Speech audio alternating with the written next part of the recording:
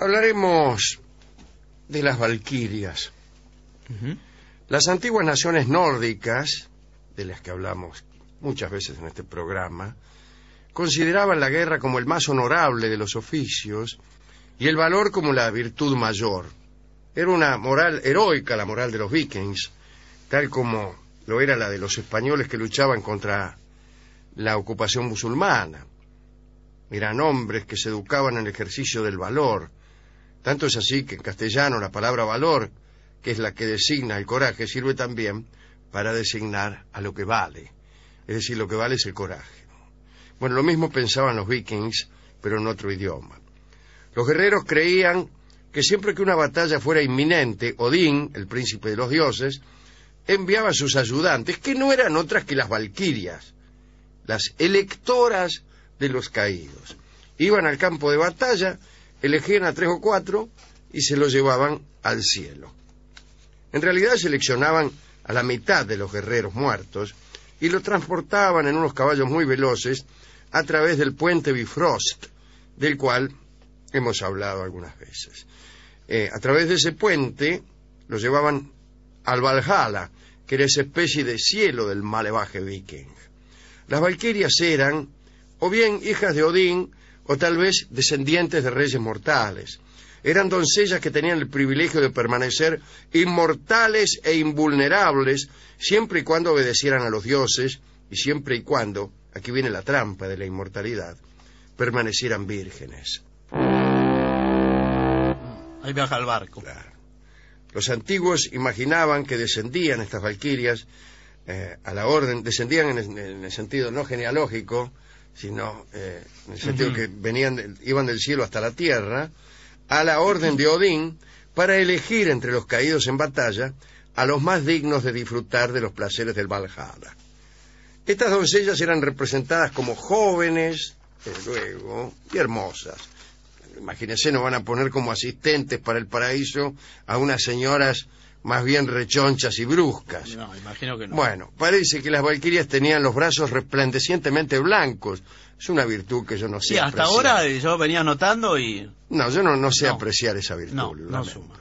Tenían cabellos dorados y sueltos, que es una virtud contingente, porque se puede ser muy atractiva con cabellos dorados y sueltos, pero también puede no serse. Hecha esta descripción, que ya me predispone en contra, ¿no? Diré que llevaban lanzas y escudos, lo cual no ayuda mucho tampoco. Menos. Se acercaban a los caídos y con el beso de la muerte los elevaban al cielo. Los caballos de las valquirias eran como personificaciones de las nubes. Era natural, ¿no?, creer que el hielo y el rocío caían sobre la tierra desde las crines de aquellos caballos mientras surcaban el aire. No era natural. No es en absoluto natural creer eso. Lo natural es lo que creemos, que el rocío y la nieve caen desde arriba, vaya a saber por qué. Eso es lo natural. Sí. ¿Qué es lo primero que se le ocurre? Cuando yo era chico no creía bajo ningún punto de vista que había caballos de cuyas crines, sacudidas oportunamente, provenían el cierzo y la nieve. No creía eso ni creía en realidad ninguna otra cosa. Recibía aquellos fenómenos como quien oye llover. Es decir, no me importaba un bledo del asunto. Claro, además es más austero. Uno está el rocío y está... para creer esas cosas hay que ser poeta, ¿no? Sí. Pasó un caballo, sacudió sus crines, cayó la nieve. El pensamiento vulgar es cualquier cosa menos poético. Uno dice, mire cómo está lloviendo. ¿Y por qué llueve? ¿Qué sé yo? Vaya para adentro, que se va a mojar todo. Sí. Bueno, no te dice tu madre, camine para adentro que los corceles de las valquirias están sacudiendo sus crines. No. Bueno, la misión de las valquirias no solo se limitaba a los campos de batalla. Mejor dicho, no se limitaba a los campos de batalla. A menudo cabalgaban sobre el mar y tomaban a los vikings muertos en las embarcaciones que se hundían. A veces esperaban en la costa y señalaban con el dedo, a algunos navegantes, y eso era advertencia infalible de que la batalla que se aproximaba era la última para ese tipo. Todo esto era recibido con gozo por todo héroe nórdico, porque se suponía que las valquirias realizaban esta elección y era un honor, un halago, y significaba también que el Valhalla estaba próximo. Bueno, También se decía que las valquirias iban a la tierra muchas veces a tomar personas, pero no necesariamente caídos en batalla. Bajaban a los campos con plumajes de cisne que se quitaban para pegarse una enjuagada. Es decir, a veces bajaban a bañarse. Y cualquier mortal que la sorprendiera de ese modo y obtuviera el plumaje que usaban, se quitaban las plumas, ¿no? Si venía un tipo, las veía ahí desnudas, bañándose, y se hacía con las plumas, bueno, podía evitar que abandonaran la tierra, podía capturar a las valquirias, e incluso, si ese era su deseo, obligar a estas doncellas a casarse con él, o alguna de ellas por lo menos, ¿no? Había gente que recorría los campos buscando valquirias emplumadas para casarse, o lo que fuere, ¿no? Cuentan que 3 valquirias llamadas Oldrun, Albit y Svanhvit fueron sorprendidas en su baño y se casaron con los hermanos Egil, Slagfinn y Volund. En ese orden. Sí, el último era Volund. Las valquirias vivieron con ellos durante 9 años hasta que se las arreglaron para recuperar las plumas perdidas y entonces regresaron al Valhalla. No los querían. No los querían, claro, a los tipos. El tema son las plumas. Claro. Bueno, ahora, los héroes que se morían eran recibidos por los hijos de Odín, Hermon y Bragi, y eran conducidos al pie del trono de Odín, y allí escuchaban los primeros elogios celestiales. Odín los elogiaba y le daba las bienvenidas personalmente. Bueno, lo felicito, mi querido Skallagrimson, por la forma en que lo amasijaron. Me imagino que serían esos los elogios. Además de la gloria de semejante distinción y del disfrute de la presencia de Odín, más placeres esperaban a los guerreros en el Valhalla. Se les proporcionaban espléndidas diversiones en las largas mesas, donde hermosas vírgenes, generalmente las mismas valquirias, que servían tanto para un barrido como para un fregado, les presentaban sus respetos con diligente cortesía. Bueno, estas doncellas, que según algunos mitógrafos eran 9, pocas me parece para atender a tanto héroe muerto. Sí. Bien. Les llevaban a los guerreros grandes cuernos rebosantes de hidromiel. Algunas dicen que las valquirias eran 16, ahora que me hacen señas del equipo de producción. Siguen sin alcanzar. La bebida de los nórdicos en realidad era la cerveza, pero consideraban que la cerveza era demasiado ordinaria como para andar escabeándola en la esfera celestial. Por lo tanto, imaginaban que Odín mantenía sus mesas con abundante suministro de hidromiel, el cual era producido en grandes cantidades por la cabra Heidrun, la cual pasía continuamente las hojas y ramas del Lerald, que era la rama más elevada del fresno Yggdrasil. Si un fresno tenía nombre, Yggdrasil, una de sus ramas también, Lerald. La carne con la que disfrutaban del perpetuo agasajo provenía del jabalí divino llamado Sherimnir, un animal prodigioso que era matado diariamente por el cocinero Andrihimnir y hervido en la gran caldera que se llamaba Eldihimirnir. El jabalí divino volvía a la vida cada jornada, ¿me entiende? Lo mataban todos los días, revivía y le crecía otra vez la carne y lo carneaban de nuevo y así. Siempre el mismo. Sí, de este modo los suministros nunca se acababan. La renovación milagrosa de la comida no era el único hecho prodigioso que ocurría en el Valhalla. Se contaba que los guerreros, después de haber comido y bebido hasta la saciedad, tomaban sus armas, iban al campo y se mataban en una simpática batalla. ¿Qué les gustaba a aquellos guerreros? Les gustaba combatir. No eran jugadores de pelota al cesto. Bueno, aquí combatían, iban al cielo y hacían lo que más les gustaba, que era combatir, con una ventaja. Al cabo de la jornada, las heridas se curaban y los muertos resucitaban al sonido del cuerno que anunciaba la cena.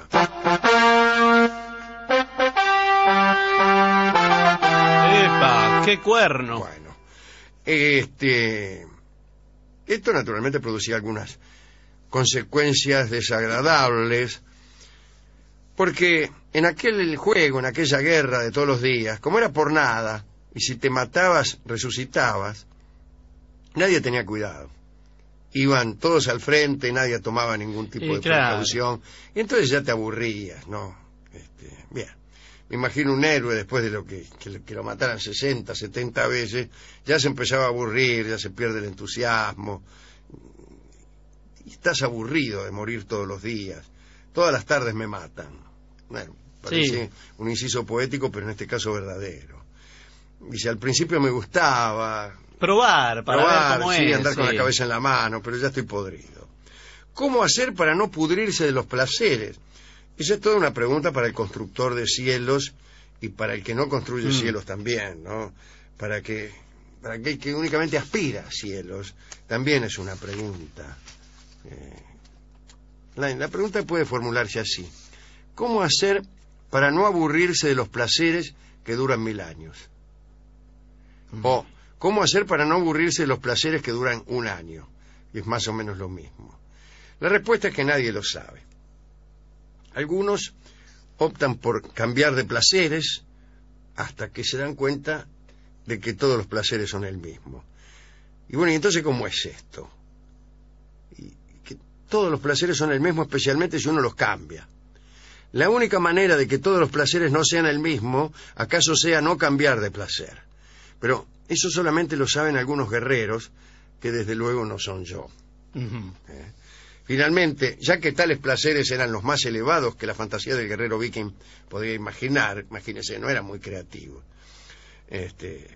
La mayoría de los muchachos juraban morir con las armas en la mano, e incluso llegaban a herirse ellos mismos cuando sentían la muerte cerca, para irse de una vez al Valhalla a hacerse agasajar por las valquirias. La otra muerte, la muerte en la cama, se llamaba, disculpen ustedes, la muerte de paja, porque los catres, o los colchones o jergones donde apolillaban los vikings, estaban hechos justamente de ese material.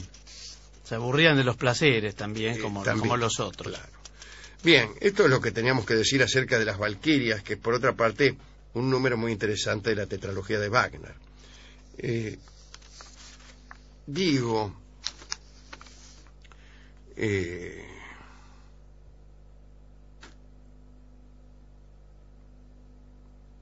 Hay que dedicar esto a las valquirias, nada más. A mí no me simpatizan mucho estas damas que solamente aparecen en el campo de batalla. Y el papel que tienen en el placer del Valhalla no es tan interesante como el papel de las huríes en los infiernos musulmanes, aquellas mujeres que están hechas pensando en el placer de los hombres, injustamente desde luego, pero bueno, hemos dicho el otro día que el paraíso musulmán parece demasiado injusto para las mujeres, pero alguna explicación teológica habrá al respecto. Lo que quiero decir es que estas valquirias son más hoscas que las huríes. Parecen trabajar a reglamento, ahí, ¿no? Sí, están ahí. Te eligen, te sirven... Cumplen horario. Te sirven cerveza. No es la idea del placer que uno tiene. Incluso no parecen muy bellas cuando las describen. Esto de tener los brazos muy blancos y los cabellos dorados y sueltos. Bueno, le cabe algunas fuleras que uno conoce. Y se tapan con plumas. La verdad es todo. Se tapan con plumas, se visten como gallinas cuando bajan a bañarse a la tierra. Es horrible. Pero finalmente es todo espantoso lo que contó. Sí, es todo muy espantoso, como la muerte es espantosa. La muerte en una batalla, solamente los vikings pensaban que era aventurosa. Bueno, de todos modos, el camino que llevaba al Valhalla era el puente, aquel puente Bifrost, una especie de puente fantástico por el cual surcarán en el último día, en el día del ocaso de los dioses, el día del Ragnarok, por el cual aparecerán las fuerzas del mal dirigiéndose al campo de batalla, de esa batalla entre el bien y el mal, cuyo resultado ya está absolutamente previsto, que es la aniquilación del mundo y de los dioses. Ese puente es una obra maravillosa de ingeniería divina, es decir, la obra de ingenieros omnipotentes. Y entonces es un camino que conduce al Valhalla, que es el cielo, un camino que en aquellas regiones donde el sol aparece de tanto en tanto, está sin embargo perpetuamente soleado. Por eso la canción que escucharemos hoy se llama Caminito Soleado y ha sido compuesta justamente pensando en aquel camino que conducía desde los campos de batalla del norte de Europa hasta el cielo. Canta Lolita Torres.